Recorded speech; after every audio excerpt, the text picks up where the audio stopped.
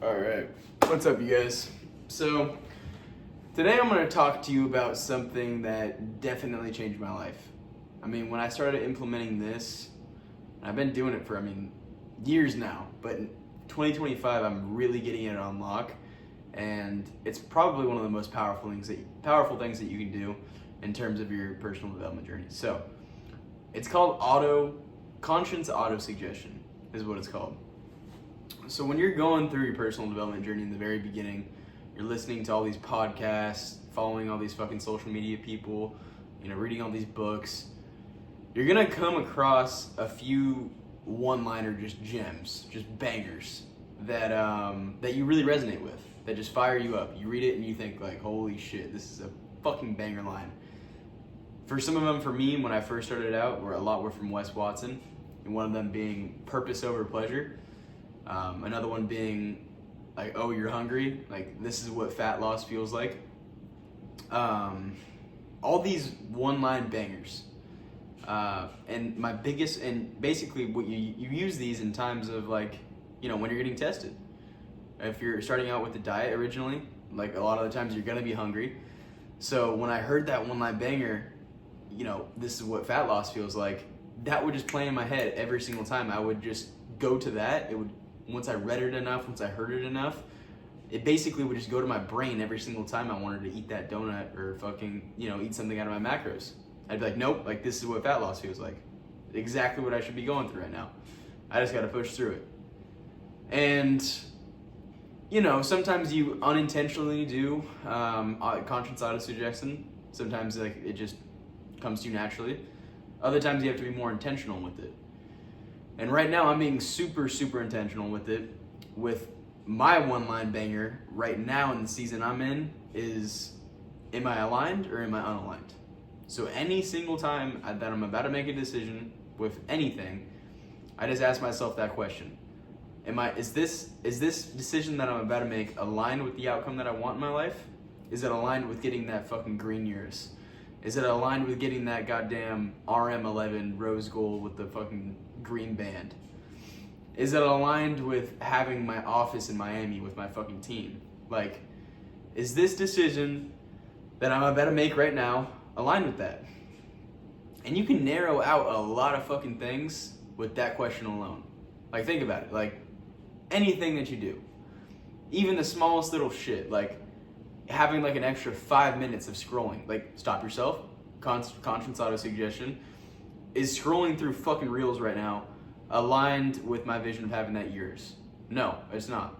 I'm gonna need all the goddamn time I can get if I wanna get this Urus within the next year, like all the time I can get. And like, that's one of my goals. I wanna have a fucking Urus this year, 2025. And in order for me to do that, I have to fucking spend no time on anything else that's not connected to my vision and what I feel as if my purpose is. So that's just what it is. Use conscious auto-suggestion with any one-line banger that works for you. Right now, for me, is this aligned or unaligned with my vision? And that's the only fucking thing, you guys. Like, I'll give you another example. I had a trip planned to go to Medellin, Colombia. We booked it like a week and a half ago, maybe 2 weeks ago. And I was supposed to go 3 days ago. But I canceled it a couple days before because as we got closer, and a lot of people in my fucking comments were saying like, oh, he had no money, like I could have fucking paid for it. Fuck you guys. Shit came through. I could have made it. But it was just more of like a thing of like, I made it, but it would have been like a waste of money for one. And two, it's just not aligned with my vision at all. It's like, here's the path of like where I'm at. Here's where I am right now in Dallas, and here's the fucking Urus over here in Florida. Now, I have two options. I can live in alignment with my conscience and what I know I'm supposed to do, and I can get to that Urus going straight like this. Just like, oh, yep, this is what I'm supposed to do. Don't eat that. Eat this, fucking don't go out with that chick, fucking just stay single. And as I do all these things that I know I'm supposed to do, I'm just going to go in a straight line towards that Urus.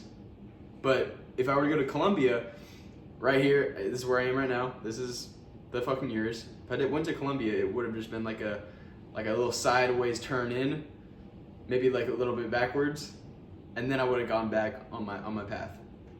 So it's like, why have that little backward sidestep, you know? Like, why not just make every decision that straight line towards the years? Like, straight line. I would have lost time that I could have just dedicated to calling, to making content. I could have maybe like just gotten with chicks, like had meaningless sex. I probably would have, if I'm being 100% honest. That would just be a step back and not in alignment with what like I know I'm supposed to do. I mean, I just know better to do that than to do that, you know? There's karmic debt attached to shit that you know you're not supposed to do. So it's like, why would I just intentionally, just knowing? Once I knew better. I asked myself the question, is this trip aligned with getting that fucking years, getting the RM11, the Richard Mille, and living that life in Miami? Like, no, it's not. So like, what the fuck's the point in doing it? I'm only gonna do shit that's in alignment with that vision that I have. That's what you gotta do with everything. If right now, like maybe the Urus and the watch isn't your thing. Maybe it's just getting in shape. Ask yourself, like, is what the fuck I'm about to eat right now in alignment with what the fuck I want to look like? That's it. Imagine if we just did that with everything. Like, we just stopped ourselves and said, wait, is this in alignment or is it not in alignment? Okay, it's not in alignment. I'm not gonna do it. You know? Adopt that. Like, it's changed my life. Seriously. I've always known it, but now I'm really dialing it in. And it's been helping me a lot, especially just start of this new year, past week before that as well. Another thing that I've really been noticing, you guys, this is gonna be the last part of the video, is after doing that 100 miler, after going through something that was so hard, and then not only that, but training up for the 100 miler, consistently, at a minimum, hitting 50 miles a week, getting up to 70 miles a week multiple times, running marathons just as training runs by myself, no race or anything, running 30-mile runs as training runs, no race or anything, just training. Like, so all the preparation that went into it while I was grinding out insurance, while I was still waking up at 3:30, while I was only getting 6 hours of sleep on average. I could pull up my health app and it'd say like about 6 through that period of time. Doing all that, like, there was so many days, like when you have so many consecutive days of not wanting to do the work and then you just still fucking push through and do it, like, that changes you. You're no longer the same person that you were before. That genuinely changes you, and I fucking hate the like cliche like rewire your brain shit, but it literally moves the green wire to like the yellow wire in your brain, and it makes you associate suffering with pleasure. When you cut out all the other bullshit in your life and you force yourself to suffer so many consecutive days in a row, I don't care how you suffer, but it needs to be something that you don't like, and I never wanted to go out there and run. Out of all the days that I trained, the months that I trained, I maybe wanted to go out and I was like excited for it, maybe like fucking 4 or 5 times. It sucked. Like, it sucked every time. I did it every fucking day, and it was a minimum of like 6 to 8 miles, and then fucking like marathons and 30 miles as training on the weekend. So I never wanted to fucking do this thing, these runs. In the wake up time, all of it sucks. But when you just do shit that sucks for a consecutive, months, fucking when you put in like a year of it, I mean, choosing purpose over pleasure for so long makes you redefine like where you get your dopamine from. Like, think about when you cut out all the other bullshit that you used to get dopamine from, like the drinking, the partying, the meaningless sex, like all that shit. Like, you're still human, like you need dopamine, but you just transfer those negative habits that you used to get the dopamine with positive habits where you get the dopamine from. So now the only way, and trust me, we're all after fucking dopamine. All these people who like don't have these vices in their life, yeah, they don't have them, but they're still getting the dopamine from just doing hard ass work and then feeling accomplished afterwards. They get dopamine in knowing that they put in the fucking work when no one else did. That's all it is. That's changing the fucking green wire to the yellow wire. And all it takes, you guys, is just forcing yourself to do it for months on end. Realizing that you have a higher purpose. Like, know that you were meant for more. Push yourself through just a few fucking months. Then those few fucking months will turn into a few fucking years. And before you know it, you can't go back. Because then you've crossed that bridge of knowing that you can get a dopamine rush in a pure form. Like the way that God intended dopamine to be. Accomplishing like a really hard task and then feeling good for it. I explained on Christmas Day. You know, it's January 6th now, so this was like a week and a half ago. On Christmas Day, I ran 30 miles for no fucking reason at all. Like, no fucking reason at all. Like, it literally, like, was to a T. Like, I ran the 100-mile race a week before that. So it was Christmas Day. Like, it was raining outside. You know, everyone was with their families and everything. I flew back to Dallas. And I was like, I mean, I want to have, like, a steak for Christmas, I guess. But can I enjoy this steak for no reason? Like, no. I gotta go out and suffer, and once I suffer and I get that dopamine rush, boom, let's go have a fucking steak, you know? And you guys don't even realize, my guilt used to come from doing cocaine all fucking night. Like, selling key bumps at fucking parties as a high schooler, having the fear of thinking that everyone would think that I'm like the coke dealer at school. I gave one night at like a fucking Halloween party, I gave like 10 kids their first bump of blow. Like, and everyone all of a sudden was like coming up to me saying like, oh Travis, do you have this? Do you have this? And I was like, no, I don't. Getting all paranoid and everything. Like, guys, I went from feeling guilt from that situation to now feeling guilt if I eat a steak and I don't like fucking like break myself off for the day with a bunch of work in my business, a bunch of work physically with my workouts and runs. If I don't break myself off, I feel guilty if I have something as small as a steak that night after the day's done. Same exact level of guilt and regret as I did when I used to do blow. Like, it's massive, you know?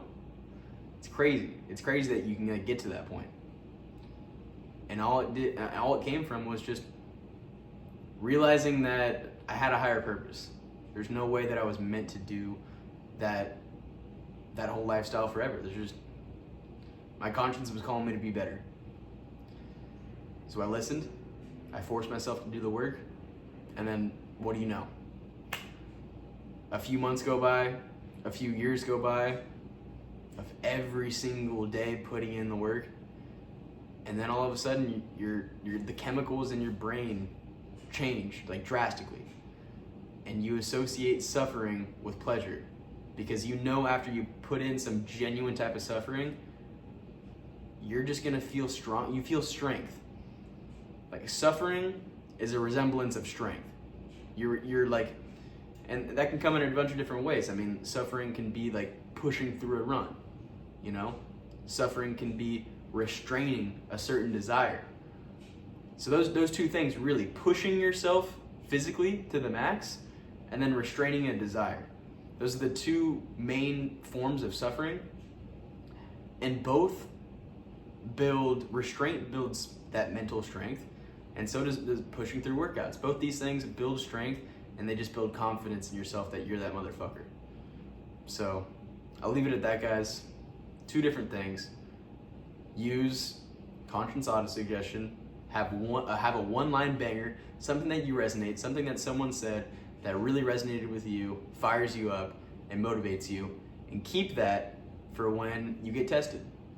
Then the second thing, understand that pleasure and dopamine, the best form, the pure form, that's gonna have a byproduct that pushes you further in life and also just makes you feel the most fulfilled, that's gonna come through suffering, not these vices and instant gratification fucking bullshit things. So I love you guys.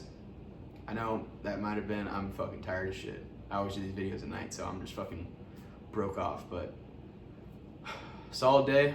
3:30 wake up, straight into a workout, destroyed back, cold plunge, 2 minutes, 30 seconds. I don't even count the sauna, that's like relaxing.